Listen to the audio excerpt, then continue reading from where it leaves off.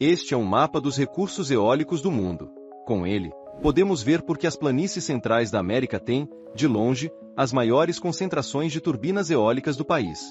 Mais vento significa mais energia. No entanto, uma pequena ilha ao largo do continente europeu supera a média da tabela de velocidade do vento. A Irlanda é um paraíso de energia eólica. Durante uma poderosa tempestade, a energia eólica abasteceu todo o país por 3 horas, e não é incomum que o vento forneça a maior parte da energia do país em um único dia. Esse recurso natural tem o potencial de transformar o futuro da Irlanda, mas aumentar a energia eólica em uma rede energética vem com muitos problemas logísticos, que são ainda mais difíceis para uma pequena rede elétrica isolada. Turbinas eólicas mal gerenciadas podem facilmente desestabilizar uma rede elétrica. Desde o armazenamento de energia até a estabilização da frequência da rede, a energia eólica é um recurso difícil para construir uma rede estável. Para entender por quê, precisamos desmontar essas maravilhas da engenharia e ver como elas funcionam. Oculto dentro da célula da turbina está uma maravilha da engenharia. Não podemos gerar eletricidade útil com a rotação de baixa velocidade e alto torque desses massivos rotores de turbina, que giram cerca de 10 a 20 vezes por minuto. O gerador precisa de um eixo girando cerca de 1.800 vezes por minuto para funcionar de forma eficaz. Então um redutor é necessário entre o eixo do rotor e o eixo do gerador. Os redutores são projetados em estágios. Engrenagens planetárias estão diretamente conectadas às lâminas para converter o torque extremamente alto em rotações mais rápidas. Este estágio aumenta a velocidade rotacional em 4. Engrenagens planetárias são usadas para a conversão de alto torque porque tem mais pontos de contato, permitindo que a carga seja compartilhada entre mais dentes de engrenagem. Aprofundando-se no redutor, um segundo conjunto de engrenagens helicoidais multiplica a velocidade rotacional por 6, e o terceiro estágio a multiplica novamente por 4 para alcançar as 1.500 a 1.800 rotações por minuto necessárias para o gerador. Esses pesados redutores de 15 toneladas têm sido uma grande fonte de frustração para as empresas de energia. Embora tenham sido projetados para ter uma vida útil de 20 anos, a maioria não dura mais de 7 anos sem manutenção extensa. Este não é um problema exclusivo dos redutores em turbinas eólicas, mas trocar um redutor em seu carro é diferente de ter uma equipe subindo mais de 50 metros para substituir um redutor de vários milhões de dólares. Rajadas extremas de vento, condições salinas e turbinas offshore de difícil acesso aumentam ainda mais os custos de manutenção. Os custos de manutenção das turbinas eólicas podem chegar a quase 20% do custo nivelado da energia. Mas, no grande esquema das coisas, a energia eólica ainda é incrivelmente barata. No entanto, não sabemos os mecanismos precisos que causam essas falhas nos redutores. O que sabemos é que o desgaste aparece como essas pequenas rachaduras que se formam nos rolamentos. Elas são chamadas de rachaduras de borda branca, pelo material pálido que cerca as áreas danificadas. Este problema só piora à medida que as turbinas eólicas ficam maiores e mais poderosas, exigindo ainda mais estágios de engrenagem para converter o torque extremamente alto desenvolvido pelos rotores de grande diâmetro. Uma maneira de evitar todos esses custos de manutenção é pular o redutor e conectar as lâminas diretamente ao gerador, mas um tipo diferente de gerador é necessário. A frequência de saída do gerador precisa corresponder à frequência da rede. Revoluções mais lentas no gerador precisam ser compensadas com um gerador de diâmetro muito grande que tenha muitos mais polos magnéticos, significando que uma única revolução do gerador passa por mais campos magnéticos alternados, o que aumenta a frequência de saída.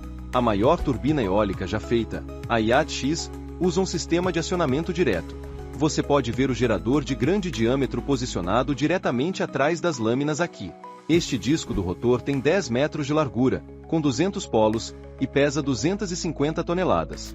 Mas isso vem com seu próprio conjunto de problemas. Ímãs permanentes requerem neodímio e disprósio, e a China controla 90% do suprimento desses metais raros.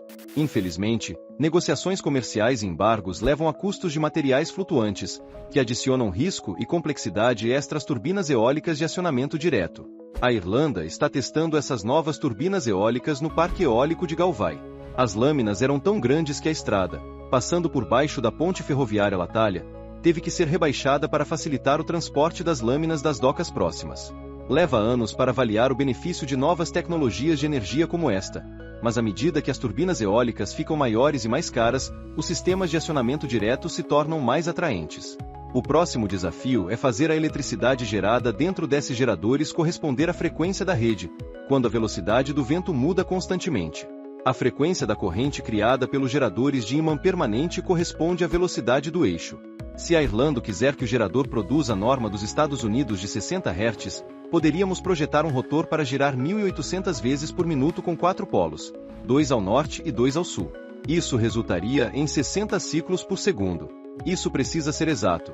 Frequências desalinhadas levarão ao caos na rede, derrubando todo o sistema. Gerenciar a frequência da rede é um trabalho 24 horas por dia, 7 dias por semana. Na rede do Reino Unido, os operadores tiveram que assistir a um programa de TV popular para que pudessem colocar em funcionamento as estações de hidrelétricas bombeadas, porque uma grande parte da população ia ligar chaleiras para fazer chá durante os intervalos comerciais. Isso aumentou a carga na rede.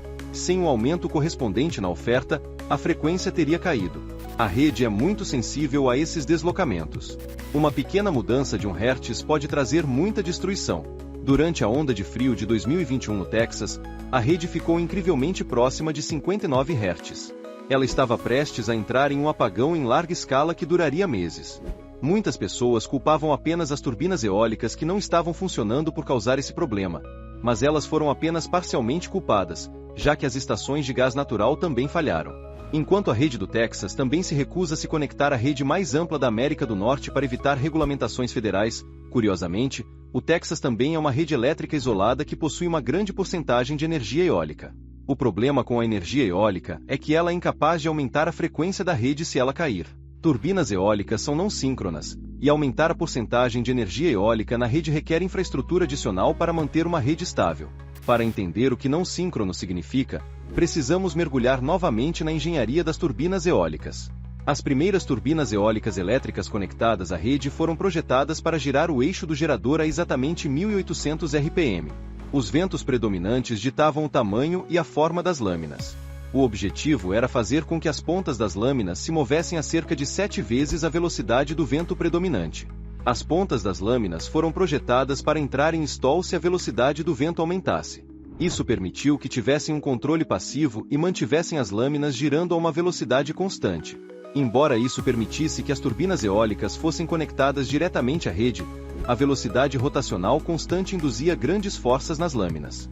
Rajadas de vento aumentariam rapidamente o torque, o que era uma receita para falha por fadiga na transmissão. Portanto, para extrair mais energia, turbinas eólicas de velocidade variável foram introduzidas. Em vez de lâminas fixas que dependiam de um mecanismo de stall para controle, as lâminas foram conectadas ao cubo com rolamentos maciços, permitindo que as lâminas mudem seu ângulo de ataque. Isso proporcionou um método ativo de controle de velocidade, mas agora surgiu outro problema. O rotor operava em diferentes velocidades e a frequência vinda do gerador era variável. Uma turbina eólica como esta não pode ser conectada diretamente à rede. Para conectar um gerador de frequência variável à rede, a energia precisa passar por 2 inversores. O primeiro converte a corrente alternada variável em corrente contínua usando um retificador. Então, o segundo conversor pega a corrente contínua e a converte de volta em corrente alternada na frequência correta. Isso é feito com interruptores eletrônicos que ligam e desligam rapidamente para criar a onda oscilante. Perdemos um pouco de energia nesse processo, mas o grande problema para a rede como um todo é que isso remove o benefício da inércia da turbina eólica. A desaceleração de algo pesado, como um trem, é difícil porque ele tem muita inércia. Redes elétricas também têm inércia. Grandes turbinas a vapor rotativas conectadas diretamente à rede são como esses trens, não podem ser desaceleradas facilmente.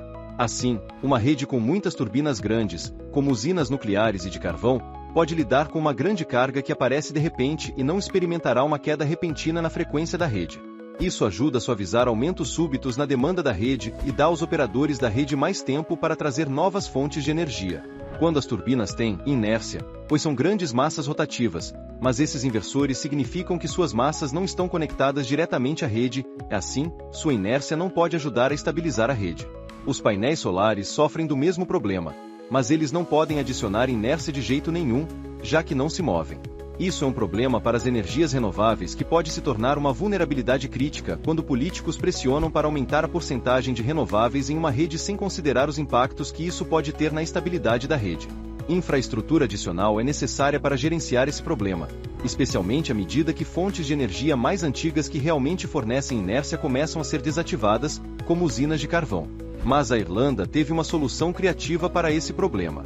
Em 2023, o maior volante do mundo, um eixo de aço de 120 toneladas que gira 3.000 vezes por minuto, foi instalado no local de uma antiga usina de carvão, um local que já tinha toda a infraestrutura de rede necessária para se conectar à rede. Esse volante leva cerca de 20 minutos para atingir a velocidade usando energia da rede, mas é mantido girando constantemente dentro de um vácuo para minimizar a perda de energia por atrito. Quando necessário, pode fornecer instantaneamente energia na exata frequência de 50 Hz exigida pela rede. Esse volante fornece a inércia necessária para manter a rede estável, mas estima-se que a Irlanda precisará de mais 5 desses volantes para alcançar suas metas climáticas com quantidades crescentes de energia eólica. Mas eles não são projetados para armazenamento de energia de longo prazo. São puramente projetados para regulação de frequência da rede. O próximo problema da Irlanda é mais difícil de superar. É uma ilha isolada com poucas interconexões, e conectar-se a outras redes de energia e negociar energia é uma das melhores maneiras de estabilizar uma rede. Redes maiores são inerentemente mais estáveis. Em um mundo ideal, a Irlanda poderia vender energia eólica para a França quando os ventos estão altos e comprar energia nuclear quando estão baixos. Em vez disso, atualmente, a Irlanda precisa ter redundância em sua rede, com energia suficiente de gás natural disponível para aumentar a capacidade quando a energia eólica está prevista para cair. Atualmente, a Irlanda tem 2 conexões interligadas com a Grã-Bretanha, mas nenhuma com a Europa continental. Esperamos que isso mude com a interconexão de 700 MW atualmente planejada com a França. Com a demanda média da Irlanda em 4.000 MW, essa interconexão pode fornecer 17,5% das necessidades energéticas do país quando o vento está baixo ou vender essa energia eólica para a França quando está alta. Isso permite que a Irlanda remova parte dessa redundância de sua rede, ao mesmo tempo que torna viável investir mais em energia eólica, uma vez que agora tem um lugar para essa energia ir. O último pedaço do quebra-cabeça é desenvolver infraestrutura de armazenamento de energia de longo prazo. A Irlanda já possui 1 gigawatt-hora de armazenamento de energia, mas isso está longe do necessário. O governo da Irlanda tem planos para desenvolver uma economia de combustível de hidrogênio para armazenamento de longo prazo e exportação de energia. No Plano Nacional de Hidrogênio, eles estabeleceram um caminho para se tornar o principal produtor europeu de hidrogênio verde, tanto para uso doméstico quanto para exportação.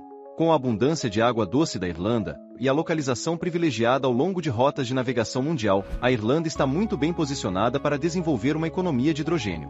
Esses métodos de transporte não são facilmente descarbonizados e precisarão de algum tipo de combustível sintético renovável, para o qual o hidrogênio será necessário, seja hidrogênio em si, amônia ou hidrocarbonetos sintéticos. A combinação vencedora da Irlanda de energia renovável barata, água doce abundante e sua localização estrategicamente vantajosa posiciona bem para essa futura economia de energia renovável. A Irlanda planeja iniciar o projeto gerando hidrogênio com eletrólise e usando energia eólica que foi desligada devido ao excesso de oferta.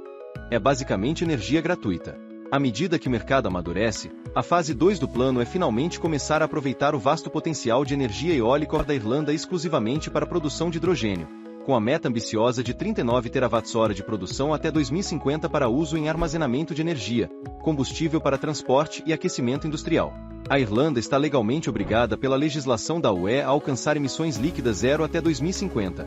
Mas mesmo sem essas expectativas grandiosas, é do interesse da Irlanda desenvolver essas tecnologias. A Irlanda tem alguns dos preços de eletricidade mais altos da Europa devido à sua dependência de importações de combustíveis fósseis, que aumentaram drasticamente de preço devido à guerra na Ucrânia. Fazer essa transição não será fácil e há muitos desafios a serem superados. O vento é um recurso valioso por si só, mas em combinação com sua abundância de água doce, pode se tornar um dos países mais ricos em energia do mundo. O comércio de commodities de energia sempre foi um grande negócio, mas a natureza desse negócio está mudando de bens físicos, como barris de petróleo, para ativos menos tangíveis, como elétrons armazenados em baterias. Há um setor comercial crescente de unidades privadas de armazenamento de baterias que compram eletricidade quando está barata, como quando o vento está alto, e a vendem quando está cara. Esse negócio depende de algoritmos que analisam dados sobre o clima e o consumo de energia para otimizar quando comprar e vender. É essencialmente um dia de negociação de commodities. E você, o que acha sobre a energia eólica? Deixe sua opinião nos comentários. E para continuar atualizado, assista o vídeo a seguir, tenho certeza que será perfeito para você.